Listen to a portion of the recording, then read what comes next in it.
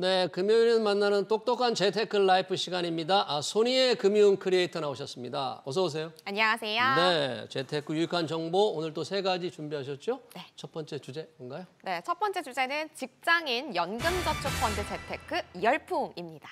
연금저축펀드 열풍. 뭐 줄여서 연저펀이라는 말도 나누죠? 맞습니다. 요즘 연금저축펀드를 줄여서 연저펀이라고 굉장히 많이 부르는 추세인데요. 노후 준비를 위해서 가입하는 대표적인 상품입니다. 연 600만 원까지 세액공제 혜택이 있어서 매달 50만 원씩 불입해서 절세 효과를 극대화하려는 사람들이 최근에 아주 많이 늘어나고 있습니다. 네, 연저펀 하니까 연금저축펀드인데 연금저축보험도 있었잖아요. 지금도 있죠. 그럼 맞습니다. 연금저축에 대해서 조금 더 자세한 설명이 필요할 것 같아요. 네, 이 연금저축펀드는 크게 두 가지, 우리가 보험사에서 가입할 수 있는 연금저축 보험이 있고요. 그리고 증권사의 연금저축펀드 이렇게 나눌 수가 있습니다. 연금저축 보험은 고객이 낸 보험료에 보험사가 이자를 붙여주는 상품인데요. 원금을 보존할 수 있어서 안전하기는 하지만 이자율이 채권보다 낮은 데다가 또 최근에는 은행 예적금 금리에도 미치지 못해서 수익률이 낮은 편이었습니다. 반면에 연금저축펀드는 국내 ETF 등 각종 펀드에 투자해서 연금액을 불려나가는 상품인데요.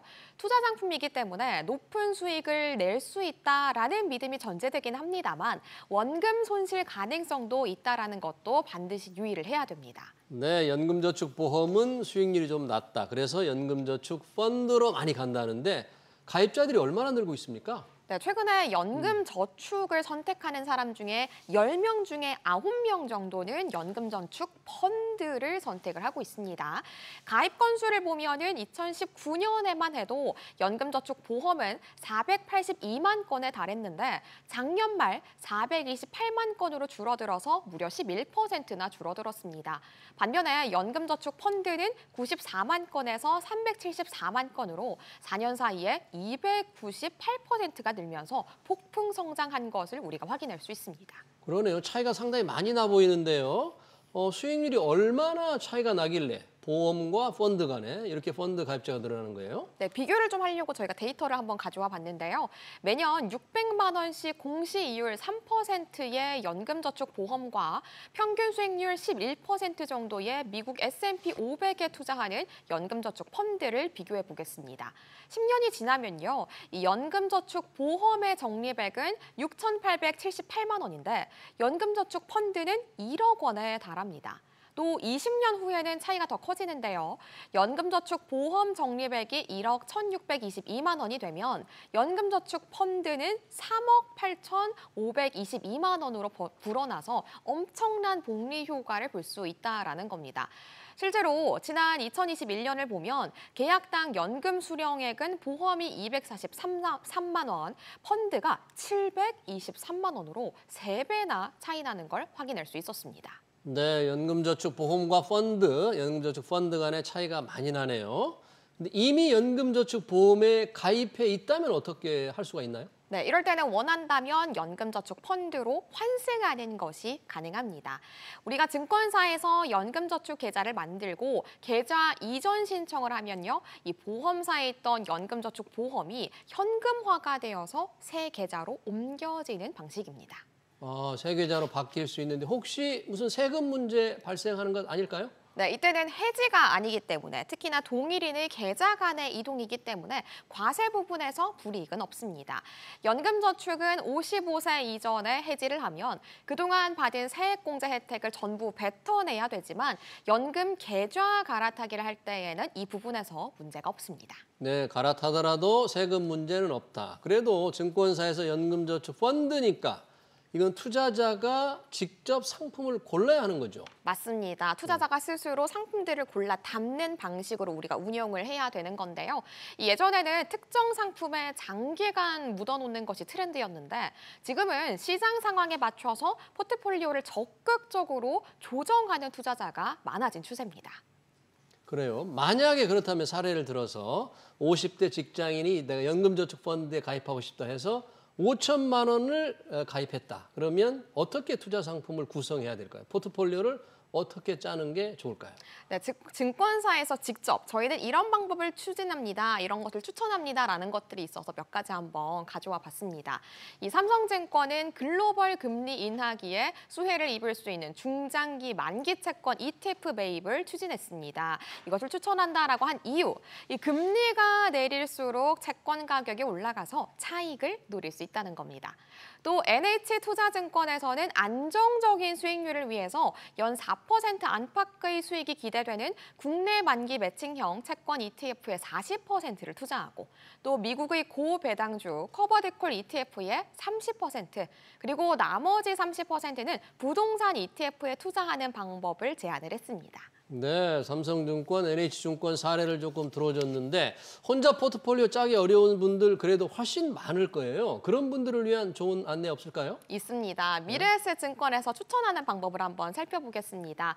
미래에셋증권의 개인연금 랩은요. 시장 상황에 맞게 전문가가 알아서 펀드를 8개에서 10개 정도 편입을 해서 굴려주는데요. 별도 관리 수수료가 없다라는 게 장점이라서 이 부분 한번 고려해 보시는 것도 좋을 것 같습니다. 네, 인기를 끌고 있는 증권사의 연금저축 펀드. 하지만 펀드는 원금 손실이 발생할 수도 있다는 점 유의해야 되겠습니다. 두 번째 주제 뭘 준비하셨나요? 네, 두 번째는 해외 투자할 때는 이렇게 절세하세요라고 준비를 해봤습니다. 네, 요즘 해외 투자자들 정말 많습니다. 서학개미들 미장 탈출자 늘어나고 있는데 그분들에겐 굉장히 중요한 정보가 되겠어요. 맞습니다. 예, 상대적으로 국내 주식시장의 수익률이 조금 부진한 상황이기는 합니다. 예, 그리고 또 현재 금융, 투자소득세 시행에 대한 우려도 상당히 많은 상황이라서 해외 주식시장으로 넘어가려는 투자자들이 굉장히 많아졌습니다. 또 앞으로도 해외 주식 투자의 비중은 더 늘어날 것으로 보이는데요. 그래서 오늘은 해외 주식을 할 때 절세할 수 있는 방법을 정리를 한번 해보려고 합니다. 네, 해외 주식 사려는 분들 중요할 게 환율도 있지만 세금도 중요합니다. 어떤 방법이 있습니까? 네, 우리가 주식을 양도를 하게 되면 이때 매매 차익에 대해서 세금을 매기게 되잖아요. 이때 이것을 우리가 주식 양도소득세라고 부르는데요. 네, 이걸 매년 250만 원으로 맞추는 겁니다. 250만 원, 그러니까 양도 차익이 250만 원을 넘으면 세금을 내야 되니까 양도 차익이 250만 원 넘지 않게 맞춘다, 그런 얘기예요? 네, 맞습니다. 그런데 여기서 좀 알아두셔야 될 것이 있는데요.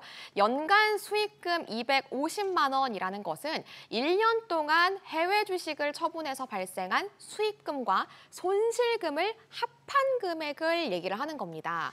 그러니까 갖고 있는 주식들이 마이너스라고 하더라도 수익이 난 주식만 처분을 해서 연간 수익금이 250만 원을 넘어섰다면 이때 우리는 양도소득세를 내야 된다라는 겁니다. 네, 1년 수익금과 손실금을 합산해서 상계해서 계산을 한다. 조금 더 자세한 설명 좀 부탁합니다. 네, 올해 우리가 집중해서 한번 예시를 들어보면요. 올해는 12월 26일에 우리가 해외 주식의 양도소득 금액이 결정되게 됩니다.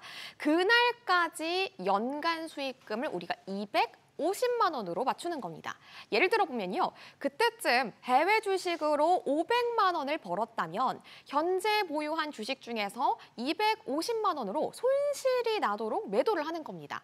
그 주식이 오를 거라고 판단을 해서 보유할 생각이 있다고 하더라도 일단은 매도를 하고요. 그 다음에 다시 매수하는 전략을 펼치는 겁니다. 네, 만약에 매매 차익이 250만 원이 안 되면 아무런 문제가 없는 거죠? 네, 그렇긴 합니다만 일제는 우리가 전략적으로 오히려 이 수익 실현을 해주는 방향으로 좀 이끌어가는 것이 좋습니다. 자, 무슨 말이냐? 자, 이때는 우리가 수익이 가장 많이 발생한 종목을 활용을 하면 되는 건데요. 수익률이 낮은 종목은 나중에 양도소득세 대상이 되지 않을 수 있기 때문에 높은 수익률을 기록한 주식을 몇 년에 걸쳐서 나눠서 매도하는 것이 좋은 겁니다. 네, 250만 원 양도 차익까지 맞춰서 계산할 수 있도록 조정을 한다. 만약에 손실이 나는 상계할 주식이 없다면 혹시 다른 방법 없나요? 있습니다. 일단은 우리가 과세하는 국내 주식을 활용하는 방법이 있습니다.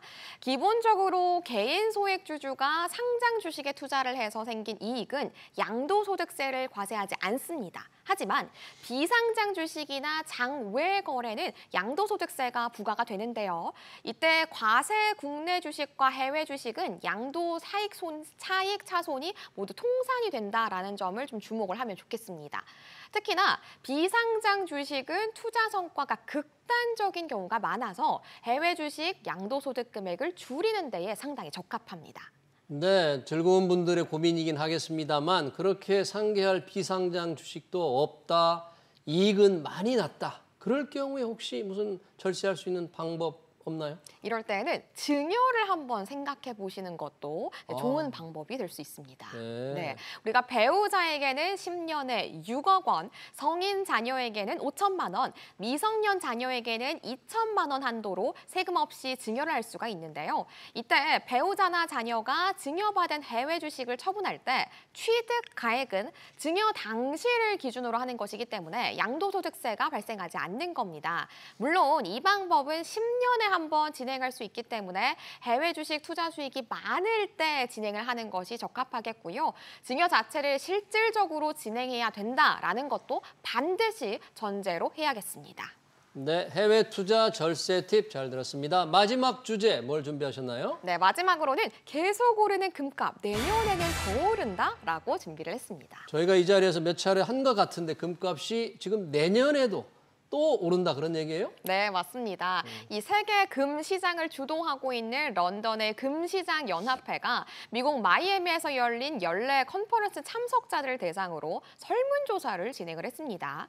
참석자들은 내년 10월 말 금 가격이 지금보다 약 10% 정도 높은 온스당 2,917.40달러가 될 것이다 라고 예상을 했습니다. 네, 지금 국제 금값이 어느 정도나 올라 있습니까? 네, 지난달에는 미국 연준의 기준금리 인하가 있었잖아요. 이것에 힘입어서 온스당 2,685달러를 돌파하면서 그야말로 사상 최고치를 기록을 했었습니다.